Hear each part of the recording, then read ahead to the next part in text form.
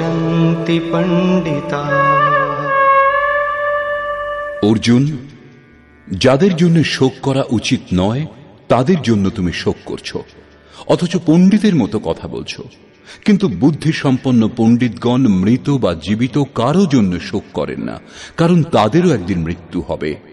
তুমি কেবল পণ্ডিতদের মতো কথাই বলো, বস্তুত জ্ঞাতা নও। কেননা নত্বেবাহং জাতু নাসং নত্বন্নেমে জনাধিপাঃ ন চৈব ন ভবিষ্যামঃ সর্বে বয়মতঃ পরম।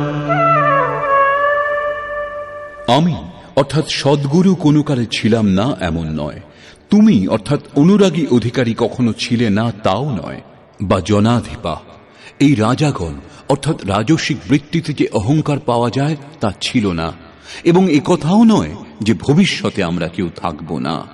সদ্গুরু সর্বদাই থাকেন, অনুরাগীও সর্বদা থাকে। এখানে যোগেশ্বর যোগের অনন্ততার উপর আলোকপাত করে ভবিষ্যতেও এর বিদ্যমানতার উপর জোর দিলেন। মরণ ধর্মাদের জন্য শোক না করার কারণ দেখিয়ে আরো বললেন,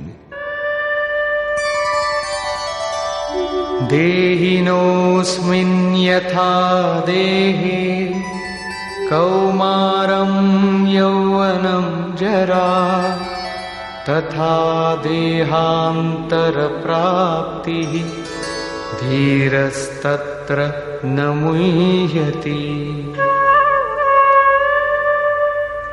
যেমন জীবাত্মার এই দেহে কৌমার, যৌবন ও বৃদ্ধাবস্থা ক্রমে উপস্থিত হয়, তেমনি দেহান্তর প্রাপ্তিতে ধীর পুরুষ মুগ্ধ হন না। কখনো আপনি বালক ছিলেন, ক্রমে যুবক হলেন, কিন্তু এর জন্য আপনার মৃত্যু তো হয়নি। আবার একদিন বৃদ্ধ হলেন, পুরুষ একটাই। তেমনি নতুন দেহ প্রাপ্তিতে কোনো বাধা নেই। দেহের এই পরিবর্তন ততক্ষণ চলে যতক্ষণ এই পরিবর্তনের অতীত কোনো বস্তু লাভ না হয়। মাত্রা স্পর্শাস্তু কৌন্তেয় শীতোষ্ণ সুখ দুঃখদাঃ আগমাপায়িনো নিত্যাঃ তাং স্থিতিক্ষস্ব ভারত। হে কুন্তিপুত্র, সুখ দুঃখ, শীত উষ্ণ ইন্দ্রিয়ের সঙ্গে বিষয়ের সংযোগ হেতু অনুভূত হয়, তাই ক্ষণভঙ্গুর ও অনিত্য। অতএব হে ভরতবংশীয় অর্জুন, তুমি এদের ত্যাগ করো। অর্জুন ইন্দ্রিয় ও বিষয়ের সংযোগজনিত সুখের স্মরণ করেই ব্যাকুল হচ্ছিলেন।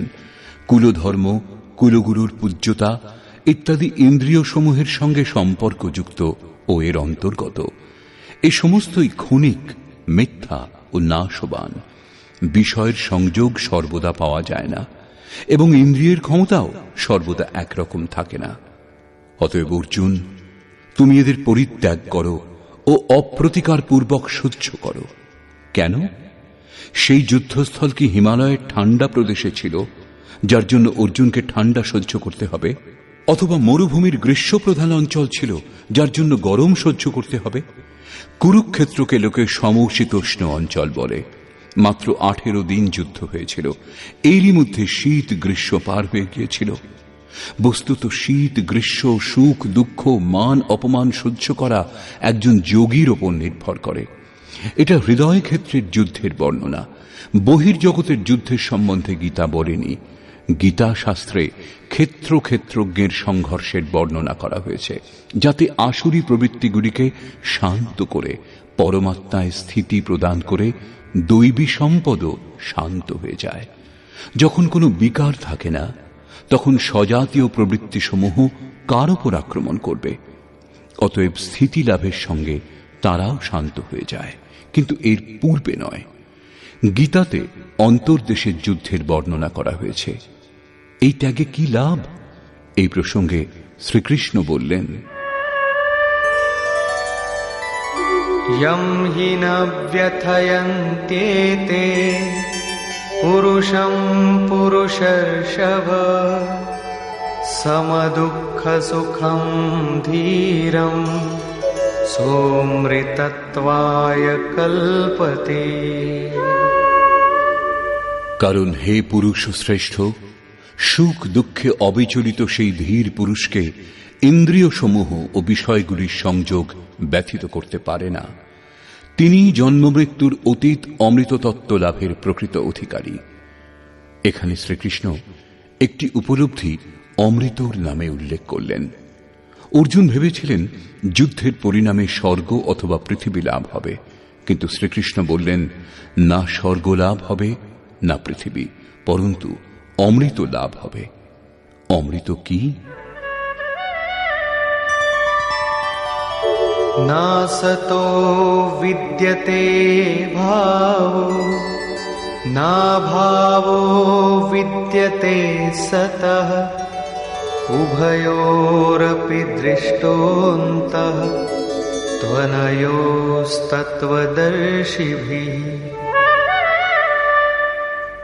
হে অর্জুন, অসৎ বস্তুর অস্তিত্ব নেই, সেই জন্য ধরে রাখা যেতে পারে না, এবং সত্যের তিন কালে অভাব নেই, তা নষ্ট করা যেতে পারে না। অর্জুন জিজ্ঞাসা করলেন, আপনি ভগবান, তাই কি এই কথা বলছেন?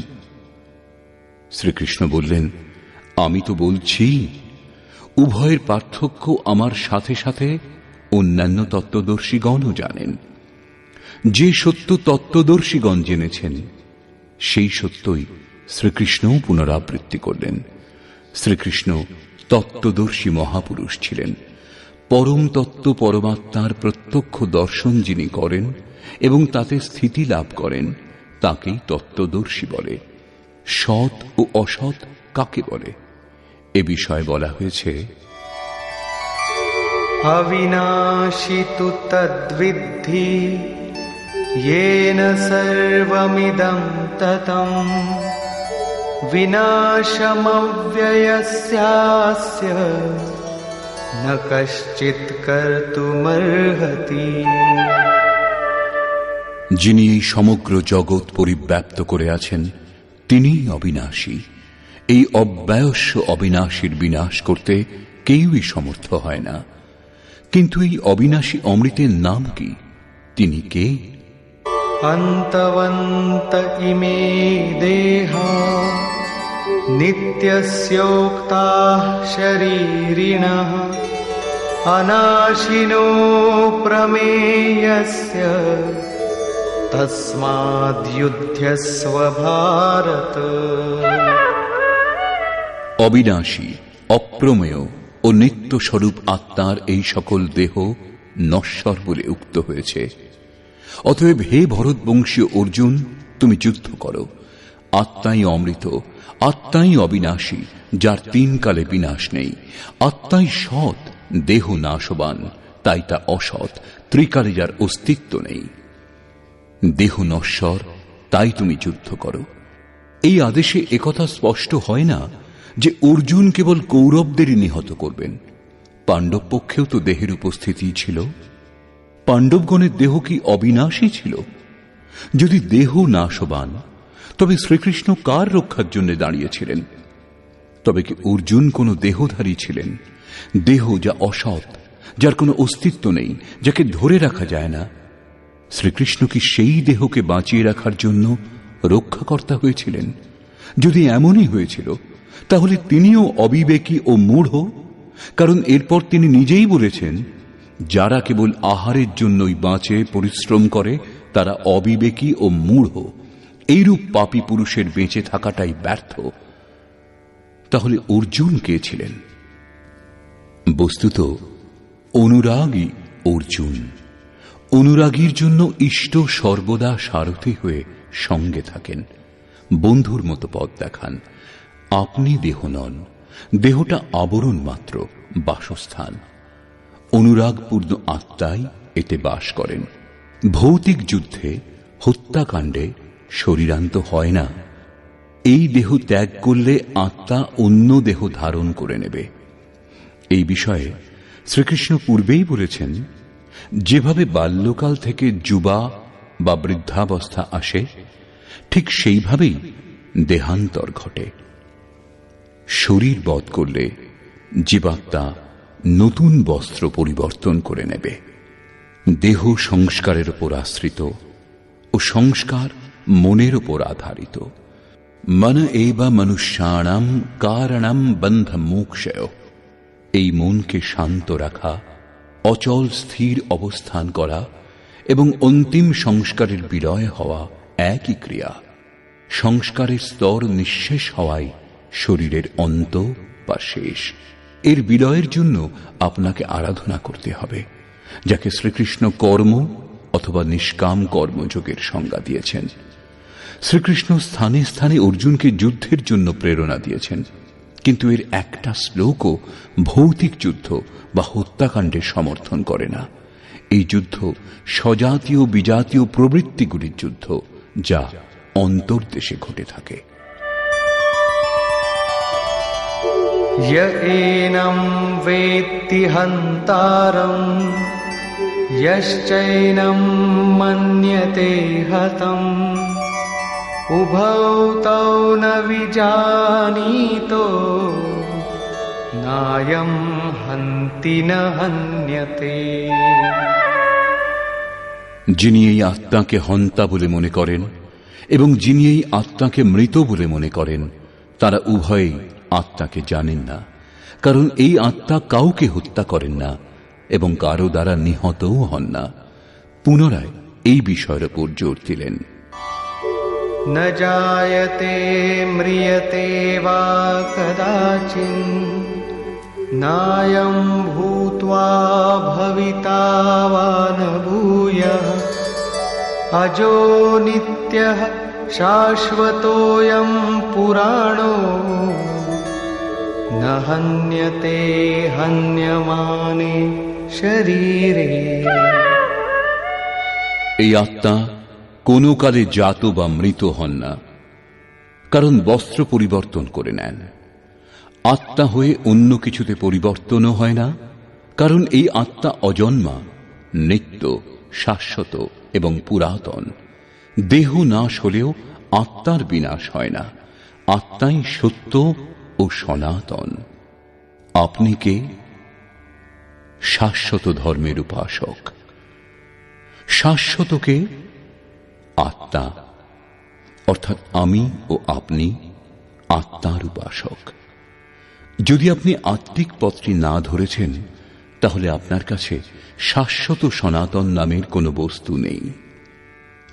যদি আপনি সেই পথে চলবার জন্য ব্যাকুল, তবে আপনি প্রত্যাশী অবশ্যই, কিন্তু সনাতন ধর্মী নন। আপনি সনাতন ধর্মের নামে কোন কুরীতির শিকার হয়েছেন।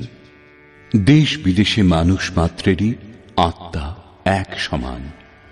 সেই জন্য বিশ্বে কোথাও কোনো ব্যক্তি যদি আত্মাতে স্থিত হওয়ার ক্রিয়া জানেন ও সেই পথে চলার জন্য প্রযত্নশীল, তাহলে তিনি সনাতন ধর্মী। তাতে তিনি নিজেকে হিন্দু, মুসলমান, ইহুদি যা কিছুই বলুন না কেন।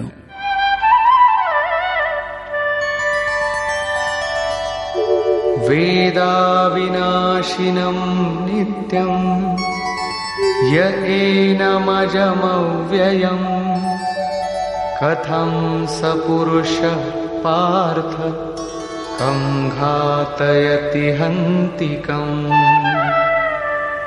পার্থিব দেহকে রথ করে ব্রহ্মরূপ লক্ষ্যতে অনন্য দৃষ্টি সম্পন্ন পৃথাপুত্র অর্জুন, যে পুরুষ এই আত্মাকে নাশরহিত, নিত্য, অজন্মা ও অব্যক্ত বলে জানেন, সেই পুরুষ কি প্রকারে কারো হত্যা করেন বা কারো হত্যা করান? অবিনাশীর বিনাশ অসম্ভব। অজন্মা জন্মগ্রহণ করেন না, অতএব দেহের জন্য শোক করা উচিত নয়। এ কথা উদাহরণে